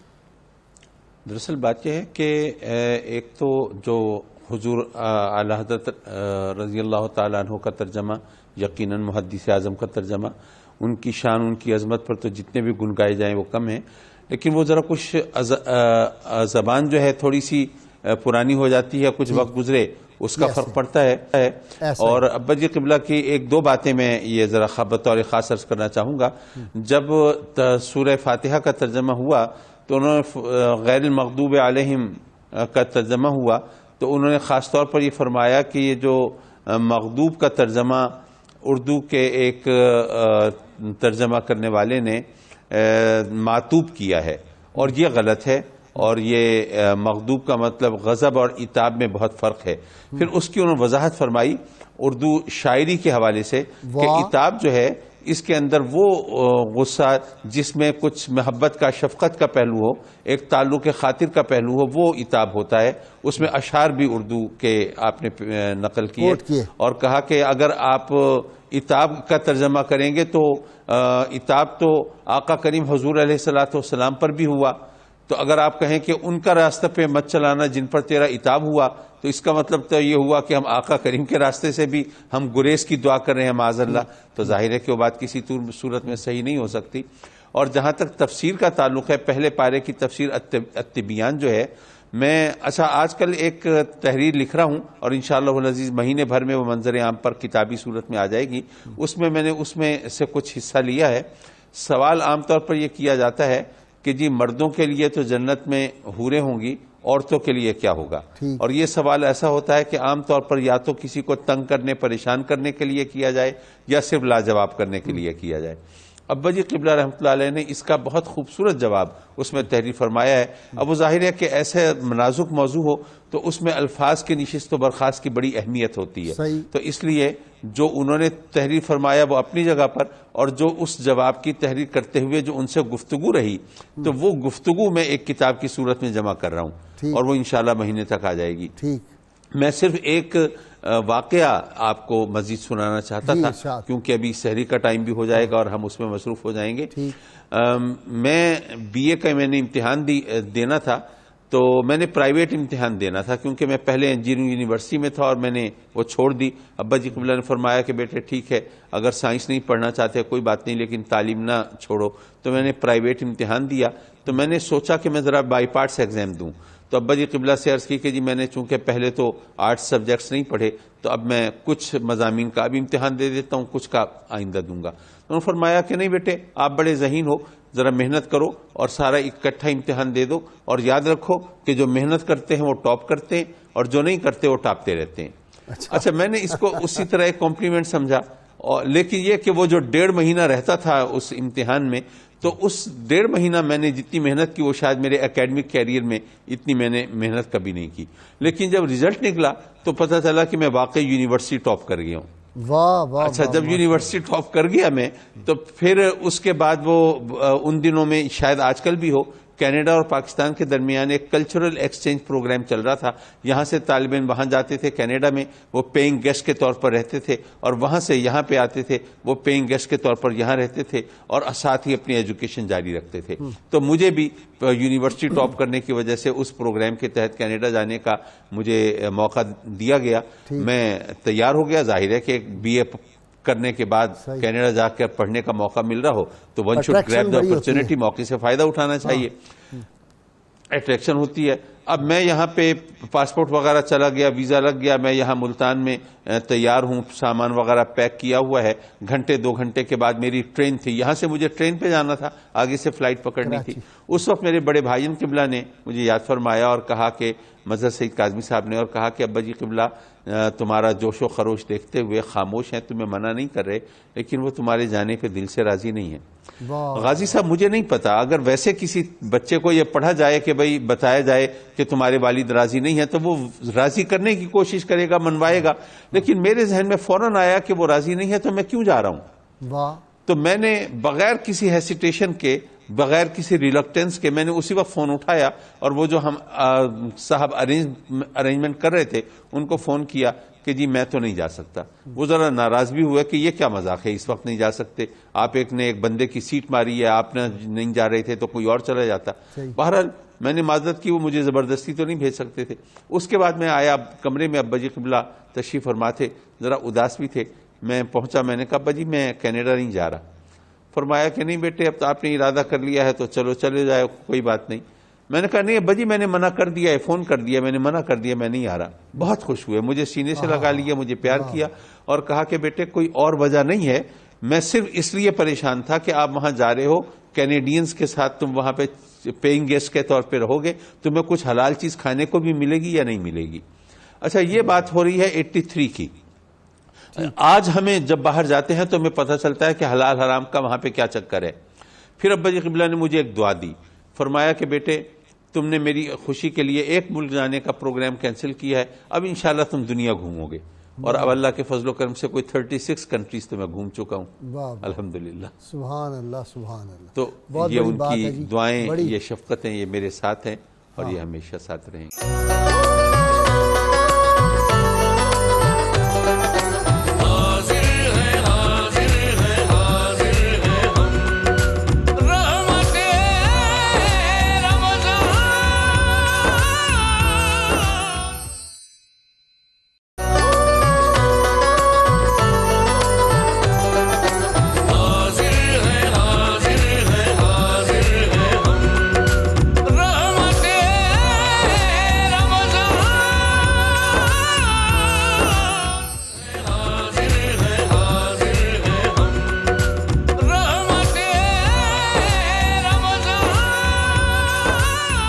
ویلکم بیک ناظرین اکرام. جی ڈاکٹر سعیدی, ہم نے وہ چونکہ سارا دور ان کا دیکھا ہے, تو اب جو ہمارا جو دور زوال ہے نا وہ شروع ہو چکا ہے, اس کو دوبارہ واپس لے جانا چاہیے. حضور غزالی زمان رحمۃ اللہ علیہ کی شخصیت میں جتنا ایک علمی وقار تھا نا, تمکنت تھی, اتنی عاجزی تھی. ٹھیک, یہ بہت کم ہوتا ہے, ورنہ علم تو حجاب بن جاتا ہے. بالکل صحیح. مثلا جہاں تک علم و حجاب الاکبر, جہاں تک علمی تمکنت ہے, میں 1-2 واقعات سنا کے پھر عاجزی کے ساتھ ریلیٹ کرتے ہیں.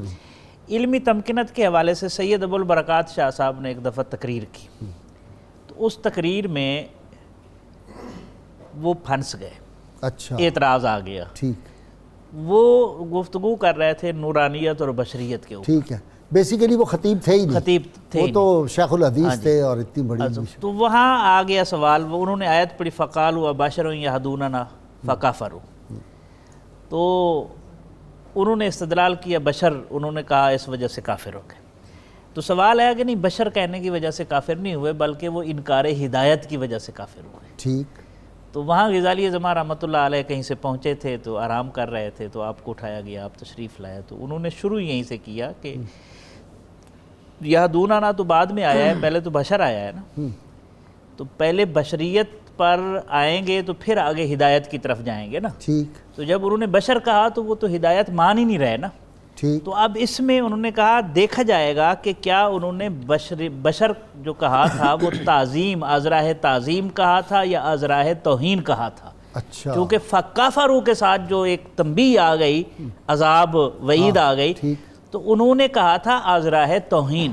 تو اس کا مطلب ہے نبی کو اگر کوئی اپنے جیسا سمجھ کے بشر کہتا ہے تو وہ ایمان سے فارغ ہو جائے گا. اللہ اکبر. اچھا یعنی اتنی ذہانت اور اتنی تمکنت. اسی طرح ایک مرتبہ آپ کے بارے میں آتا ہے کہ آپ بخاری کی حدیث پڑھا رہے تھے، ما انا بکارن، حدیث جبریل، وہ جبریل امین جو آئے تھے، تو اس میں آپ نے بڑا خوبصورت نقطہ بیان کیا. عام طور پر اس کا ترجمہ ہی غلط کیا جاتا ہے کہ میں پڑھا ہوا نہیں ہوں، حالانکہ قارئون ہے، اس میں فاعل ہے. تو کہیں ایک اور روایت میں اقرا بھی ہے کہ میں نہیں پڑھتا. تو آپ نے فرمایا کہ اصل میں ہوا یہ تھا کہ جبریل امین کو اللہ نے بھیجا کہ یہ پیغام لے کر جائیں اور عرض کریں. ادھر سے رسول اللہ صلی اللہ علیہ وسلم کا جو رشتہ ہے اللہ کے ساتھ عالم ارواح سے، جب سے نور مبارک تخلیق ہوا ہے، ادھر سے اللہ کے محبوب صلی اللہ علیہ وسلم کو اللہ نے وحی کی، باطنی وحی کی. اب جبریل امین ہے، انہوں نے اپنا زور لگایا، بار بار کہتے رہے، پھر سینے سے لگایا، بھیجا، لیکن نہیں پڑھا. اللہ دکھانا چاہتا تھا کہ جبریل امین تو اب جا رہا ہے نا میرے محبوب کے پاس، ہمارا رشتہ تو بہت پہلے کا ہے، جب تک میرا نام نہیں لے گا میرا محبوب نہیں پڑھے گا. اچھا تو جیسے اقرا بسم ربک الذی خلق کہا تو پھر حضور علیہ السلام نے اسے پڑھا. اچھا جی، علامہ اقبال رحمۃ اللہ علیہ یہاں موچی دروازے میں میلاد کانفرنس تھی، تو کاظمی شاہ صاحب تو ابھی بہت ینگ تھے اس وقت، انہوں نے ایسی تقریر کی، علامہ نے اپنے نکال کے پیسے نظر کیے کہ کمال ہے یار، اس عمر میں ایسی تقریر تم کرتے ہو. جی غازی صاحب، اصل میں سمجھتا ہوں کہ آپ کو جو علمی تبحر تھا نا، تو اس کے پیچھے دو وجوہات چکر. ایک تو آپ سید ہیں، تو اللہ تعالیٰ نے سیدوں کو جو طہارت ازلی کا فیض دیا ہے وہ تو پھر علم کی حقیقت کو جا کے پکڑتے ہیں. امام موسیٰ کاظم رحمۃ اللہ علیہ کی اولاد. پھر اس کے بعد ان کے بھائی نے بھی جس دقت نظری سے ان کی پرورش کی ہے اور جتنے دلائل پر نظر کرنا سکھائی ہے، تو اس سے بھی اندازہ لگتا ہے کہ بڑی محنت اور بڑی کسب کے بعد وہ اس مقام پر پہنچے. بہت سارے ایسے نکات جو ہمارے علماء سے حل نہیں ہوتے تھے، وہ لگتا یہ تھا کہ کاظمی صاحب کے سامنے رحمۃ اللہ علیہ کے سامنے یہ تو ایک چٹکی کی بات ہے عام طور پر. اور یہ حیرانگی یہ ہے کہ صرف اپنے نہیں، غیر بھی بڑے متاثر ہوتے تھے. بھائی دیکھیں نا، سید عطا اللہ شاہ بخاری صاحب کے بارے میں آتا ہے، اتنا بڑا بر صغیر کا خطیب لاجواب، تو وہ کہتے ہیں کہ درس حدیث میں کبھی کبھی وہ چلے جاتے تھے سننے کے لیے. بالکل ٹھیک. ان کے وہ علمی اور وہ کہتے تھے میں ان کا مرید ہوں، یہ میرے پیر ہیں. یہ باقاعدہ ایک جلسے میں انہوں نے کہا کہ اعلیٰ حضرت اور غزالی زماں کے بارے میں پوچھا گیا کہ ان کے بارے میں آپ کیا کہتے ہیں. ان دنوں میں ظاہر اختلافات بھی ہوتے تھے، تو اعلیٰ حضرت کے احترام کے ساتھ نام لیا، تو ساتھ ہی کہا کہ میں ان کا تو مرید ہوں کاظمی. ہاں، وہ محبت سے وہ لوگ وہ دور ایسا نبوت کی کسی موقع پر کراچی میں ایک پروگرام تھا، تو وہاں تقریباً ہر مکتب فکر کا بندہ بیٹھا تھا. تو ساری کریمیں ہر مذہب کی بیٹھی تھیں. مولانا ادریس کاندھلوی صاحب شیخ الحدیث تھے جامعہ شرفیہ کے، اور اس کے علاوہ مولانا مودودی صاحب بیٹھے تھے، سارے بیٹھے. تو آپ نے ادریس کاندھلوی صاحب کو کہا کہ آپ نے ایک کتاب لکھی الکلام پر، اس نے آپ نے نبی کی تعریف لکھتے ہوئے کیا جملے کہے ہیں، تو ان کو اپنی تعریف بھی تھوڑا سا بھولی ہوئی تھی، تو انہوں نے پھر یاد دلائی کہ آپ نے یہ لکھا ہے کہ نبی بنیادی طور پر وہ ہوتا ہے جو اپنے زمانے میں حسب و نسب میں سب سے افضل ہو. یہ آپ نے کیسے لکھ دیا ہے؟ تو ان کا یہ ایک حدیث ہے بخاری شریف میں نے تو اس کا سہارا لیا ہے کہ یہ جو نبی ہوتا ہے تو وہ اپنے زمانے میں حسب و نسب میں افضل ہوتا ہے، تو وہاں قوم ہی کا لفظ ہے. تو آپ نے کہا قوم ہی کا لفظ ہے، امت ہی کا لفظ نہیں. قوم اور امت میں فرق ہوتا ہے کہ اپنے قوم میں وہ سب سے افضل ہوتا ہے.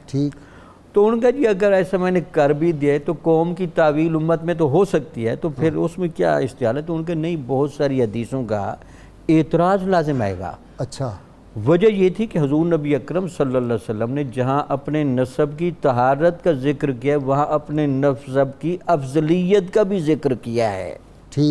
تو آپ انبیاء کے زمانے میں جن انبیاء کا نسب تھا، تو وہاں آپ کے آبا و اجداد بھی چل رہے تھے. تو آپ کے آباء و اجداد کا نسب وہ انبیاء کے نسب سے زیادہ افضل تھا، اس لیے وہاں قوم ہی کا لفظ کرنا پڑے گا کہ بنی اسرائیل کے جتنے بھی انبیاء ہیں وہ بنی اسرائیل کی لڑی میں سب سے افضل ہیں، وہ بنی اسماعیل سے افضل نہیں ہیں۔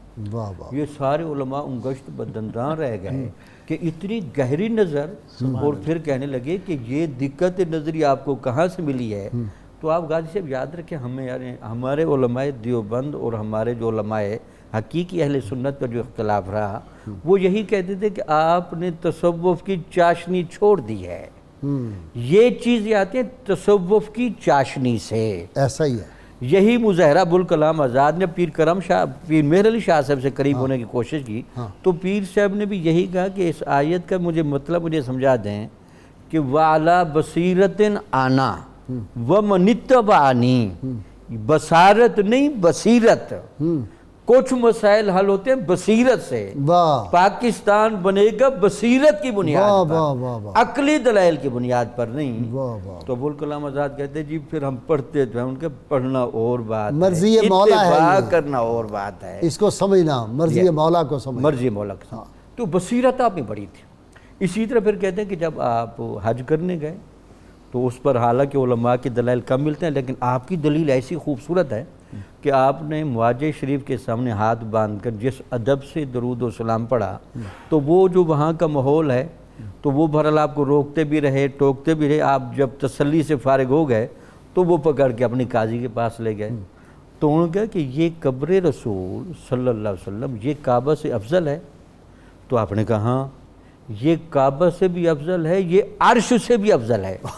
تو اس نے کہا جی اس کی دلیل؟ تو آپ نے کہا کہ یہ بتائیں کہ اللہ تعالیٰ کے جو انبیاء ہوتے ہیں ان کا مرتبہ مسلسل بڑھتا رہتا ہے یا نہیں؟ تو ان کا بڑھتا رہتا ہے۔ تو انہوں نے کہا عیسیٰ علیہ السلام جو آسمانوں پر گئے ہوئے ہیں ان کا مقام بھی مسلسل بڑھ رہا ہے یا نہیں؟ پھر عیسیٰ علیہ السلام کے بارے میں عبد شکور کے الفاظ بھی ملتے ہیں، تو وہ تو قرآن کی نص ہے، جو جتنا زیادہ شکر ادا کرے گا ہم اس کو اعلیٰ مرتبہ دیں گے۔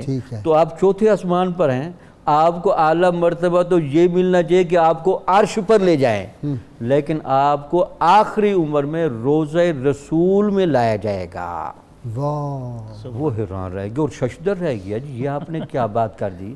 تو اس نے کا وجہ یہ ہے کہ ان کا مقام جتنا زیادہ بڑھتا جا رہا ہے تو ان کو آخری مقام تک لے جانے کے لیے یہاں لایا گیا۔ اچھا قاضی سے بڑے انوکھے سوالات حل کر دیتے، ان سے کسی نے سوال کر دیا کہ یہ جو آپ کہتے ہیں کہ ہر چیز نور محمدی سے ہے، تخلیق ہے، تو پھر یہ کیا بات ہے؟ تو ایک تو آپ سمجھاتے تھے کہ یہاں من وہ تبعیضیہ یا تقسیمیہ نہیں ہے، یہ من ہے بیانیہ، لیکن آپ کو پتہ جو ضدی ہوتے ہیں تو آپ نے خوبصورت کہا، آپ نے کہا چیز کی اصل بھی خراب نہیں ہوتی اور چیز کا نتیجہ بھی خراب نہیں ہوتا، درمیانی مرحلے میں نقص ہوتا ہے۔ تو ان کا وہ کیسے؟ تو آپ نے مثال دی کہ یہ جس کو آپ اور ہم ذرا یہ سمجھتے ہیں کہ یہ غلاظت ہے یا گندگی ہے، اس کو زمین میں دفنا دیں، اسی سے پودا اگے وہ سب کو جائز۔ اس کے بعد یہی آتی کہاں سے ہے؟ یہ بندوں کی خوراک کھائی ہوئی سے نکلتی ہے، اس کی ابتدائی شکل بھی ٹھیک، اس کی انتہائی شکل بھی ٹھیک۔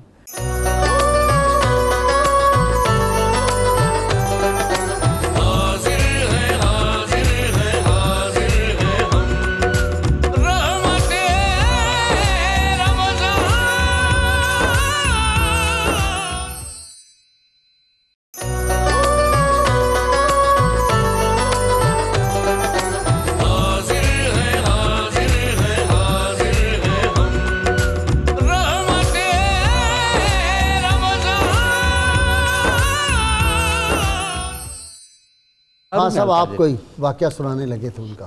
جی میں تو جی اس بات کا قائل ہوں کہ وہ جب بات کرتے تھے تو باطن کی آنکھ سے کرتے تھے۔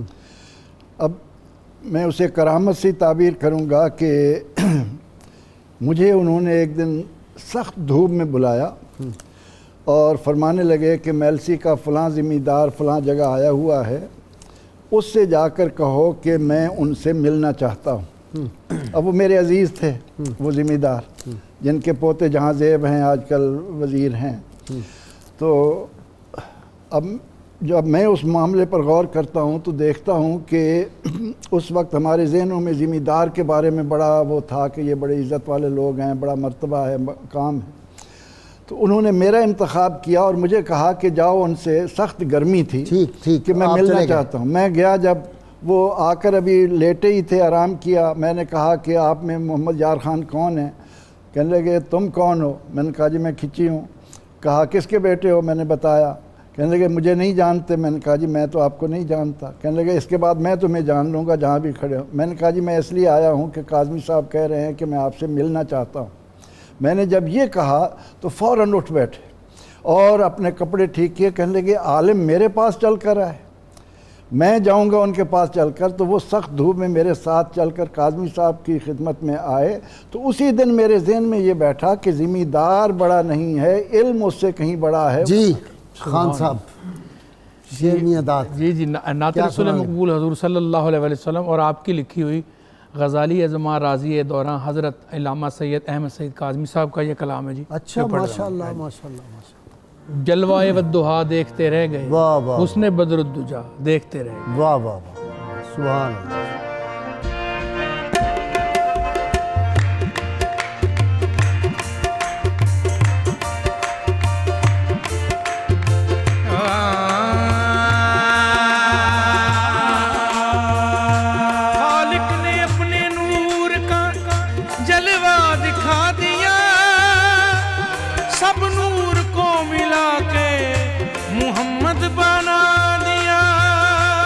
جلوائے والدہا دیکھتے رہ گئے, جلوائے والدہا دیکھتے رہ گئے, جلوائے والدہا دیکھتے رہ گئے, حسن بدر دجا دیکھتے رہ گئے, حسن بدر دجا دیکھتے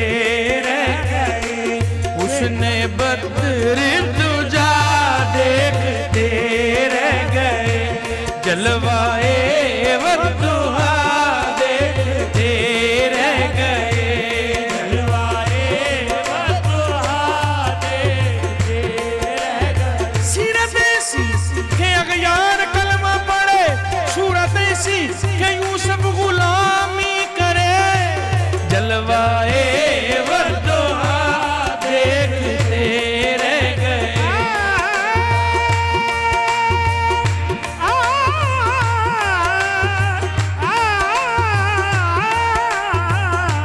جلوائے والدہا دیکھتے رہ گئے. اس نے محبوب میں اللہ کا جلوہ دیکھا, عرش اعظم تیرے نالین کا تلوہ دیکھا, جلوائے والدہا دیکھتے رہ گئے. اور روح روشن پر زلف سیاہ دیکھ کر, روح روشن پر ہم دہا اور سجا دیکھتے رہ گئے, جلوائے والدہا دیکھتے رہ گئے. لاکھ دیکھے ہنسی ماہ جبی نور مبی, ساری دنیا کے حسینوں نے نہ تجھ سا دیکھا, جلوائے والدہا دیکھتے رہ گئے.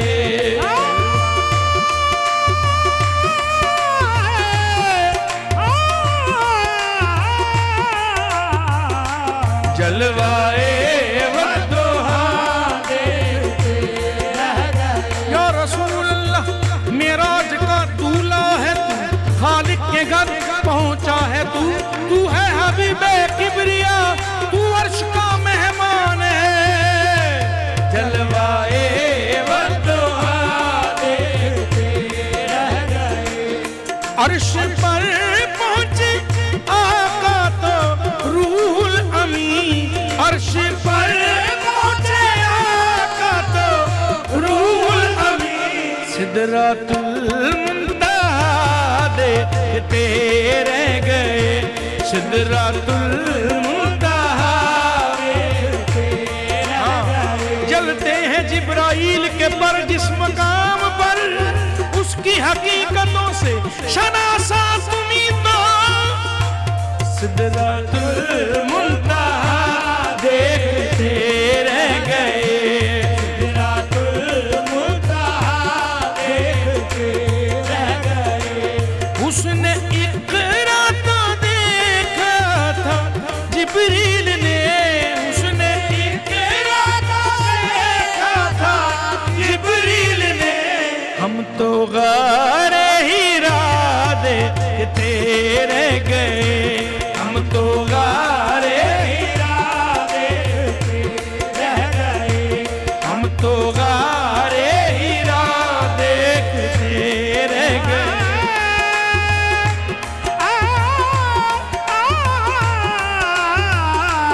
हम तो गारे हीरा देखते रह गए। गया सूरज अगावल पिछा मोड़िया नाल उंगली इशारे दे चन तोड़िया चांद दो टुकड़े होकर तसद्दक हुआ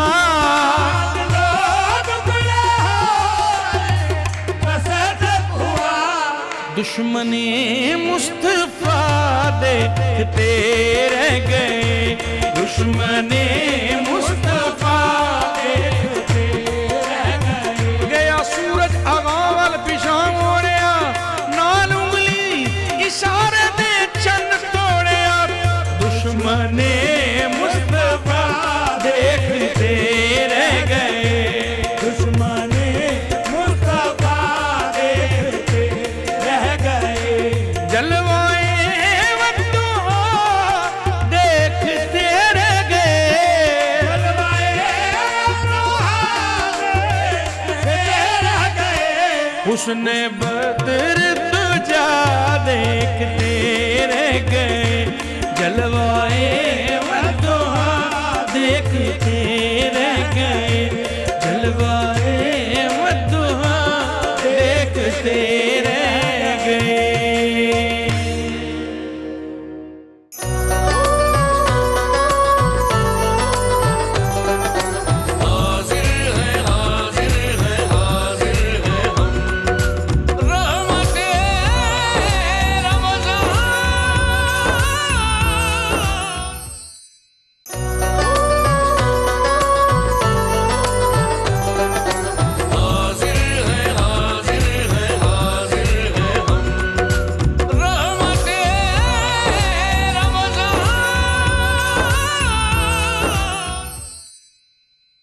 दुआ मांगेंगे जी सब मिलके। अल्लाहुम्मा सल्ली अला सय्यिदना मुहम्मद व अला आलि सय्यिदना मुहम्मद व असहाबि सय्यिदना मुहम्मद व बारिक वसल्लिम। रब्बना आतिना फिद दुनिया हसना व फिल आखिरति हसनतम व क़िना अज़ाबन्नार व अदखिलनल जन्नत मअल अबरार या अज़ीज़ या गफ़ार या रब्बल आलमीन या अरहमर राहिमीन। या इलाहल आलमीन, अपने महबूब करीम सल्लल्लाहु अलैहि वसल्लम के तसद्दुक़ में ये जो दुनिया पे एक मुसीबत आफत आई है बिलखुसूस उम्मत मोहम्मदी अला साहिब सलात पे, इस मुसीबत को हमसे दूर फरमा दे अल्लाह करीम। ये रहमतों की बहार का जो है वो माह मुबारक है, इसका आखिरी अशरा है, चंद दिन रह गए हैं। मालिक लैलतुल क़द्र की रात से पहले पहले हमारी मस्जिदों की रौनकों को बहाल कर दे, हम पे अपने घर के दरवाज़े खोल दे, अपने महबूब सम के दर के दरवाज़े हम पे खोल दे। अल्लाह करीम मुसलमानों को रसूलुल्लाह सल्लल्लाहु अलैहि वसल्लम के ताज व तख्त ख़त्म नबूवत की हिफाजत की तौफ़ीक़ अता फ़रमा। रहमत कौनैन सल्लल्लाहु अलैहि वसल्लम की नामूस की हिफाजत करने की तौफ़ीक़ अता फ़रमा। अल्लाह करीम फ़ज़ल व करम फ़रमा, रहम फ़रमा, पाकिस्तान की हिफाजत फ़रमा, पाकिस्तान की हिफाजत करने वालों की हिफाजत फ़रमा। जितने लोग बीमार हैं उनको शिफाए कामला अता फ़रमा, बे औलादों को औलाद अता फ़रमा। जो मुआशी तंगी का शिकार है अल्लाह करीम अपनी ख़ास से, अपने करम ख़ास से उनके रिज़्क़ में और रिज़्क़ हलाल में इजाफ़ा फ़रमा। अल्लाह करीम जो तंदुरुस्त है इनसे बीमारियों को दूर फरमा दे, बे औलादों को औलाद अता फ़रमा दे। सब की जो इस वक्त हमारे साथ दुआ में शरीक हैं सब लोग, उनकी दिली आरज़ुएँ पूरी फरमा। तेरी ज़ात अलीम बिज़ात सुदूर है। व सल्लल्लाहु ताला अला खैर खल्क़े ही व नूर अर्शे ही व ज़ीनत फ़र्शे ही मुहम्मद व आली व सहाबी अजमईन बिरहमतिका या अरहमर राहिमीन। जी मेडले जी मेडले सुनाओ। बिस्मिल्लाह।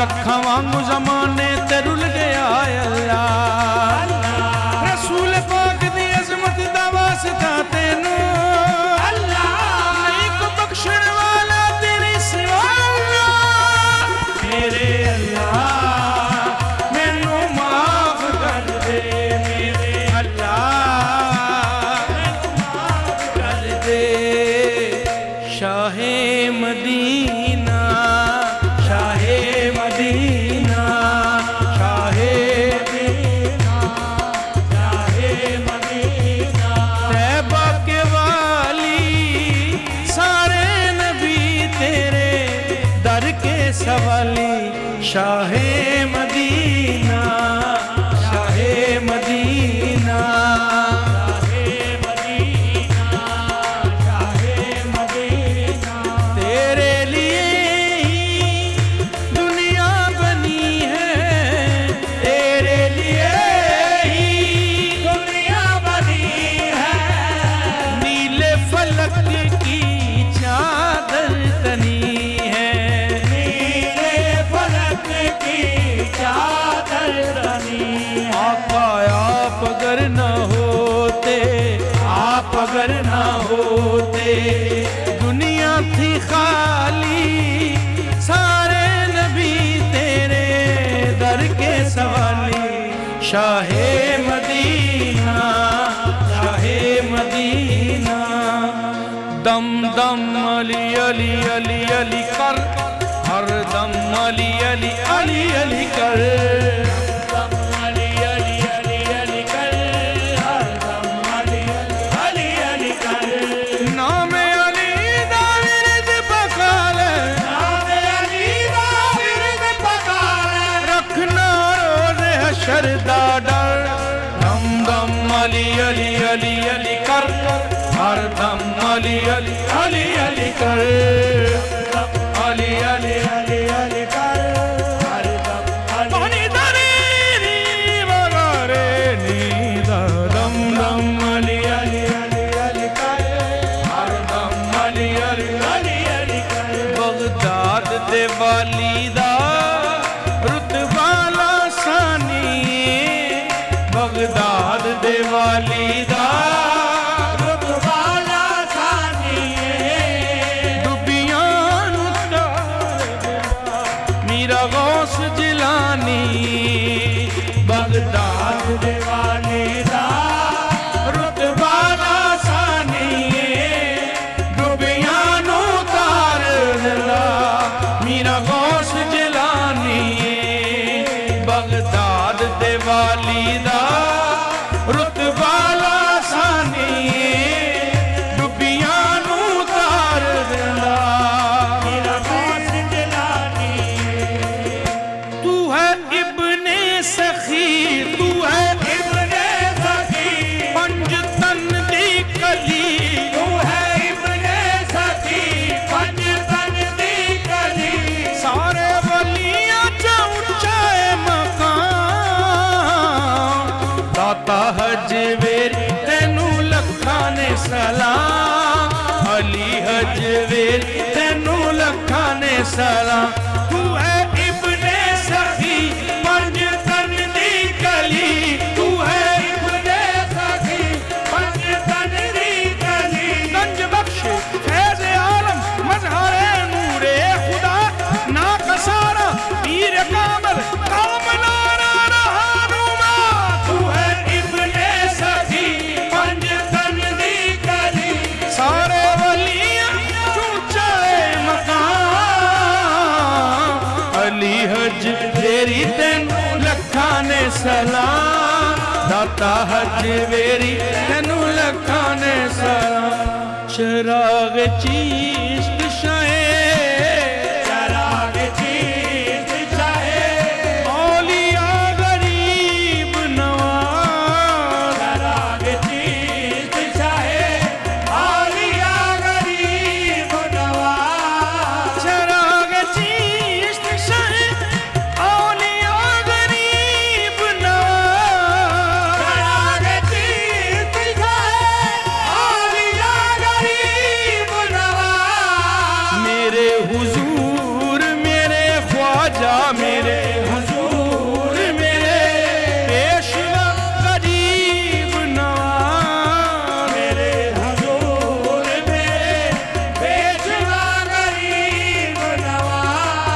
ढक्कियां चढ़ आए, मैं ढक्कियां चढ़ आए, चुन्नी रंग दे फरीदो दिन मेरी,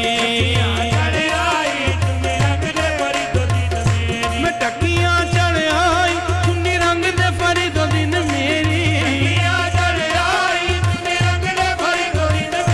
ओ रंग होवे साबिर दा, रंग होवे साबिर दा, होवे पानी विच अजमेरी, रंग होवे साबिर दा, होवे पानी विच अजमेरी,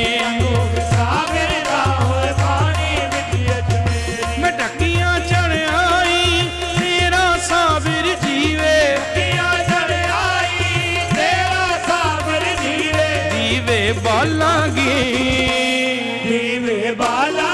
ये पीर फरीद मनीवे, ये पीर फरीद शाह मनीवे, दीवे बाला ये पीर फरीद शाह मनीवे,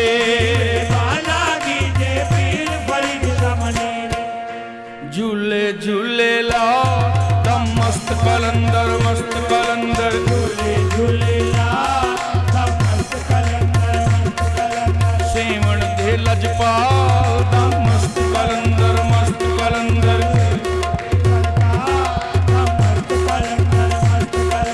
झूले झूले ला दम मस्त कलंदर, मस्त कलंदर, सेवण वाला मुर्शद मेरा,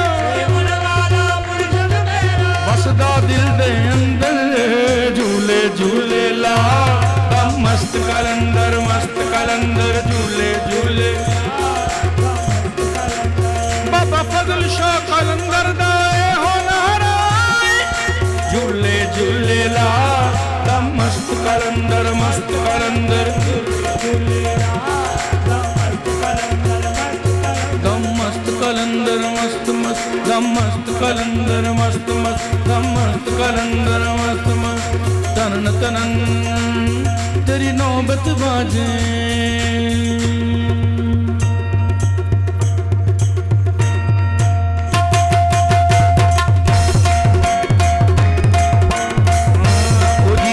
फरीद सोना जीवे जीवे, ओ जीवे या फरीद सोना जीवे जीवे, ओ जीवे या फरीद सोना, आसमानी तारा ए, जीवे या फरीद सोना, आसमानी तारा ए, साडे जै दुखियां दा, साडे जै दुखियां हाँ गंज शकर सहारा ए, साडे जै गंज शकर सहारा, ओ साबिर दा पीर सोना जीवे जीवे, निजामुद्दीन दा पीर सोना जीवे जीवे, कुतुब दा लाल सोना जीवे जीवे, ए ख्वाजा दा लाल सोना जीवे जीवे, ए ख्वाजा दा लाल सोना, आसमानी चन माया जीवे या फरीद सोना, आसमानी चन माया, ए बड़ा सोना लगदा है सानू पाक पतन माया, बड़ा सोना लगदा है सानू पाक पतन माया, वो बड़ा सोना लगदा है सानू पाक पतन माया, नबी ने देखिया अली नू आखिया,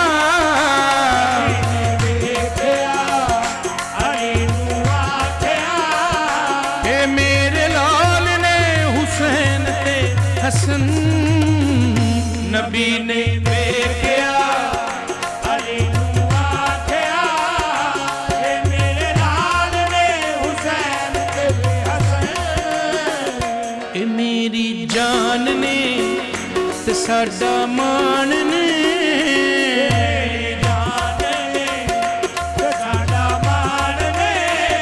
बड़े कमाल ने हुसैन ते हसन, नबी ने देखिया अली नू आखिया, जनता दे ए शहजादे ने वारिस कुल कौनैन, आप खुदा ने रखिया चुन के नामे हसन हुसैन, नबी ने देखिया अली नू आखिया, मेरे लाल ने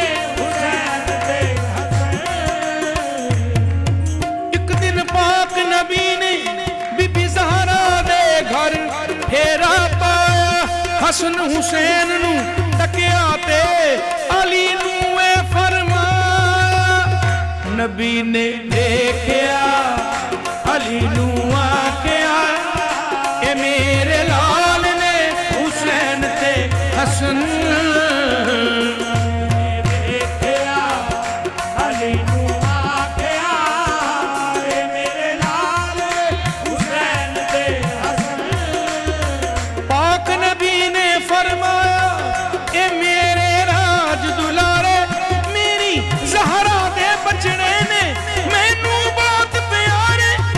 ਨਬੀ ਨੇ ਦੇਖਿਆ ਅਲੀ ਨੂੰ ਆਖਿਆ ਇਹ ਮੇਰੇ ਲਾਲ ਨੇ ਹੁਸੈਨ ਤੇ ਹਸਨ।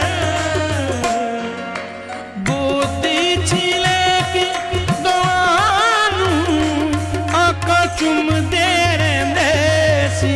ਗੋਦੀ ਛਿਲੇ ਕੇ ਦੁਆ ਨੂੰ ਆਕਾ ਚੁੰਮਦੇ ਰਹਿੰਦੇ ਸੀ। ਹਸਨ ਹੁਸੈਨ ਨੂੰ ਤੱਕ ਕੇ ਸਭ ਨੂੰ ਇਹੋ ਕਹਿੰਦੇ ਸੀ। ਹਸਨ ਹੁਸੈਨ ਨੂੰ ਤੱਕ ਕੇ ਸਭ ਨੂੰ ਇਹੋ ਕਹਿੰਦੇ ਮੇਰੀ ਜਿਗਰ ਦੀਨ ਦਾ ਇਹ ਫਖਰ। ਮੇਰਾ ਜਿਗਰ ਦੀਨ ਦਾ ਇਹ ਫਖਰ। ਇਹ ਮਦਨੀ ਗੌਹਰ ਅੱਲਾ ਦੇ ਦੀਨ ਨੂੰ ਇਣਾ ਲੈਣਾ ਬਚਾ।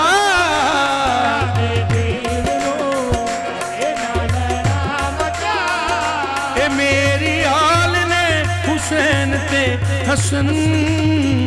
ਨਬੀ ਨੇ ਵੇਖਿਆ ਅਲੀ ਨੂੰ ਆਖਿਆ ਇਹ ਮੇਰੇ ਲਾਲ ਨੇ ਹੁਸੈਨ ਤੇ ਹਸਨ। ਬੜੇ ਕਮਾਲ ਨੇ ਹੁਸੈਨ ਤੇ ਹਸਨ।